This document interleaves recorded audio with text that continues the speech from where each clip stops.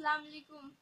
আমি সবরে কইয়া রাখি হে আমার জবরদস্তি নিছে না, আমি নিজে তারে কইছি আমার লইয়া চলো। হে শাহিদ আহমেদ রে আমি নিজে কইছি যে তুমি প্লিজ আমার লইয়া চলো। আমি তারে বহুত ভালো পাই, আর হে ছাড়া আমি বাঁচতাম না। আর কেউ যদি তার থেকে আমার দূর করার কোশিশ করে, আমি প্রশাসন হোক আর যে হোক সবার সামনে আমি সুইসাইড করবো। এর চেয়ে লাগলে আমার দেশে হইবার হইব। আমি শাহিদ আহমেদের বাবার নাম কিটা? ফারুক আহমেদ। কোন জায়গার বাড়ি? রোহিণী পাথার। আর আপনার বাবার নাম? রবি দাস। আপনার নাম? প্রিয়াঙ্কা দাস। যদি তারে দেওয়া হয় না আপনারা কিটা করবা?